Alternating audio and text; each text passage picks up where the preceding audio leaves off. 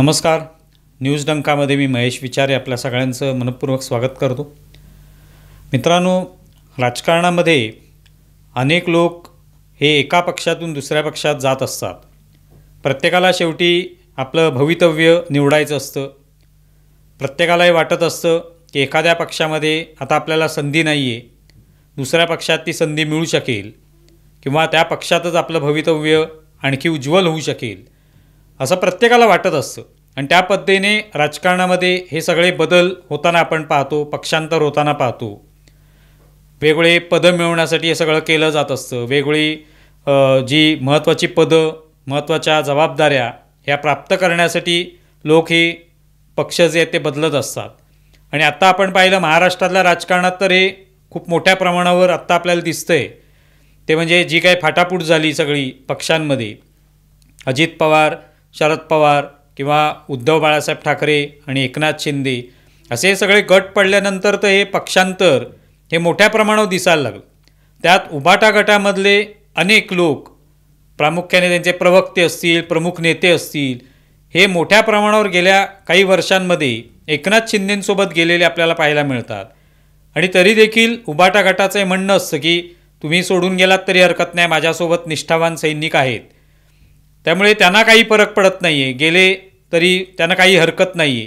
कोणाबद्दलही त्यांनी असा कधीच प्रयत्न केला नाही की एखादा नेता जातो आहे तर त्याला कुठेतरी त्याचं मन वळवावं आणि आपल्या पक्षात पुन्हा एकदा त्याला बोलवून घ्यावं, असा प्रयत्न कधीच झाल्याचं दिसत नाही. त्यामुळे त्यांना कोणीही पक्षातून गेलं तरी काही फरक पडत नाही, जी व्यक्ती जाते त्यालाही फरक पडत नाही आहे. त्यामुळे हे आता नियमित असं बनलेलं आहे की एका पक्षातून दुसऱ्या पक्षात जाणं. आता मात्र उभाटा गटातून अनेक लोक एकनाथ शिंदेंकडे गेले, नीलम गोऱ्हेंसारख्या नेत्या गेल्या, मनीषा कायंदे गेल्या. आता नुकतंच संजय घाडी, संजना घाडी यांनीसुद्धा उभाटा गटाला रामराम ठोकून एकनाथ शिंदेंसोबत जाण्याचं ठरवलं. अनेक छोटे छोटे कार्यकर्ते, माजी नगरसेवक असे सगळे एकनाथ शिंदेंसोबत जाताना आपल्याला रोजच्या रोज पाहायला मिळत आहेत. पण मंगळवारच्या दिवशी जी चर्चा होती ती चर्चा कसली होती तर प्रियांका चतुर्वेदी, ज्या राज्यसभेच्या खासदार आहेत उभाटा गटाच्या, आणि इंग्लिशवर त्यांचं प्रभुत्व आहे, हिंदीवर प्रभुत्व आहे, त्यामुळे त्यांना या राष्ट्रीय स्तरावरची ही प्रवक्तेपदाची जबाबदारी किंवा खासदारकी ही त्यांना मिळालेली. आणि त्याचा आपण पाहतो की त्या ठिकाणी त्या उभाटा गटाची बाजू कशा पद्धतीने लावून धरत असतात, त्यांचे जे काही भूमिका आहेत त्या मांडत असतात, हे आपण पाहतो. आणि त्यामुळे त्यांच्याविषयी ही बातमी आली की त्यांचा जे काही कार्यकाळ आहे राज्यसभेचा तो आता 2026ला संपणार आहे एप्रिलमध्ये. म्हणजे आता जवळपास एक वर्षभराचा कालावधी आहे, अजून बराच कालावधी आहे म्हणजे.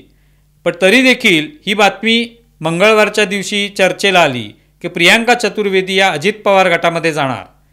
आता अर्थात अशा चर्चा अनेकांच्या बाबतीत होत असतात. जसं आपण पाहतो रोजच्या रोज एकनाथ शिंदे नाराज आहेत की फडणवीस नाराज आहेत, असं काही रोजच्या रोज चालू असतं. तसंच प्रियांका चतुर्वेदी या आता अजित पवार गटामध्ये जाणार आणि त्या दृष्टीने त्यांनी प्रफुल्ल पटेल, पार्थ पवार यांची भेट घेतली. आता त्या भेट घेतल्यानंतर त्याच्यात काय चर्चा झाली हे कुठे आलेलं नाही, पण ती भेट घेतली आणि त्याचा अर्थ त्या आता अजित पवार गटामध्ये जाण्यासाठी इच्छुक आहेत, प्रयत्न सुरू आहेत त्यांचे.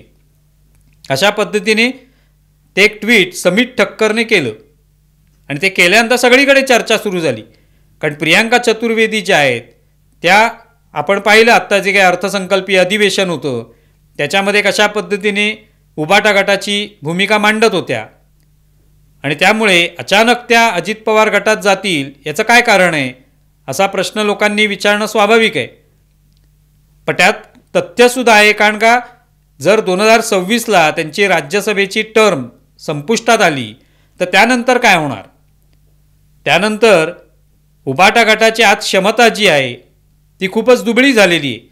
विधानसभा निवडणुकीमध्ये त्यांना अवघे 20 आमदार निवडून आणता आलेले आहेत आणि त्यामुळे त्यांना राज्यसभेमध्ये आपला एखादा उमेदवार निवडून आणता येईल का हा सगळा प्रश्न निर्माण झालेला आहे.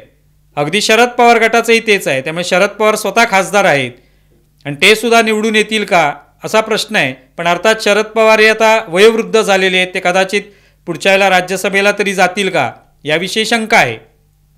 पण प्रियांका चतुर्वेदींचं काय, त्या तर तरुण आहेत, त्यांचं भाषेवर प्रभुत्व आहे, राजकारणाविषयी त्या बोलत असतात.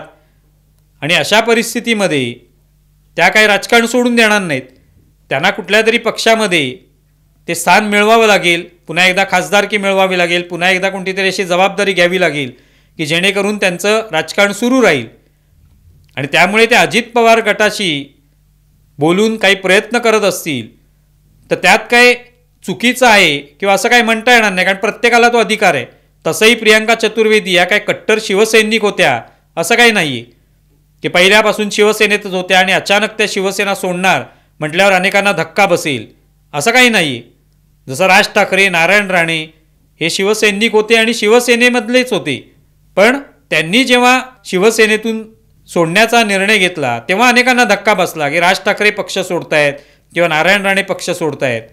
तसं काही प्रियांका चतुर्वेदींच्या बाबतीत नाही आहे, कारण प्रियांका चतुर्वेदी या आधी काँग्रेसमध्ये होत्या, तिथून त्या उभाटात आलेल्या आहेत आणि त्या आता अजित पवार यांच्यासोबत जाणार असतील त्या पक्षामध्ये तर त्यात हरकत काय चूक आहे त्याच्यामध्ये, किंवा त्यात धक्का बसण्यासारखं असं काहीच नाही. पण ही जी समीट ठक्करची पोस्ट आली त्यानंतर जवळपास तासाभरातच प्रियांका चतुर्वेदींनी सुद्धा पोस्ट लिहिली आणि त्याच्यामध्ये मग असे पत्रकार जे ते कशा पद्धतीने काहीतरी पसरवत असतात, खोटं पसरवत असतात, हे सगळं त्यांनी सांगायला सुरुवात केली रागाच्या भरामध्ये. त्यांनी ते एक्सवर तशी पोस्ट टाकली.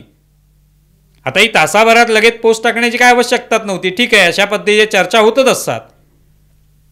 स्पष्टीकरणही देता आलं असतं की मी कुठेही जाणार नाही, मी उभाटा गटाशी लॉयल आहे, प्रामाणिक आहे, निष्ठावान आहे मी, त्यावेळी मी तिथेच राहणार आहे आणि एवढ्याच चर्चा करण्याची आवश्यकताच नाही. अजून वर्षभराचा कालावधी आहे.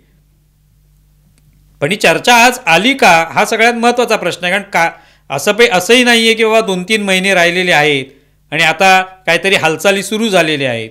अजून वर्षभराचा कालावधी शिल्लक आहे आणि अशातच प्रियांका चतुर्वेदी या कुठेतरी प्रफुल्ल पटेलांना भेटल्या. अजित पवार गटामध्ये प्रवेश करण्यासाठी त्या इच्छुक आहेत असं त्या ठिकाणी सांगितलं जातंय. ते अचानक का घडलं, त्याच्यामागे काहीतरी कारण असलं पाहिजे. आणि त्यामुळे ही सगळी चर्चा जी आहे ती रंगलेली आहे आणि प्रियांका चतुर्वेदी चालल्या आता अजित पवार गटामध्ये जाणार अशा पद्धतीची चर्चा रंगल्यामुळे त्याविषयी आता खूप बोललं गेलं. अर्थात उद्धव ठाकरे गटाला सुद्धा काही फरक पडणार नाही, कारण इतर अनेक नेते स्वतः एकनाथ शिंदे 40 आमदारांचं निघून गेले तरी उद्धव ठाकरेंना काहीच फरक पडला नाही. त्यांनी ते असं बोलूनही दाखवलं की गेले ते गद्दार आहेत, बाकी जे आमचे निष्ठावान आमच्यासोबत आहेत. त्यामुळे कदाचित प्रियांका चतुर्वेदी उद्या तिकडे गेल्या तर त्याही गद्दार ठरतील. तेवढा एक शिक्का जो आहे तो मारला जातो.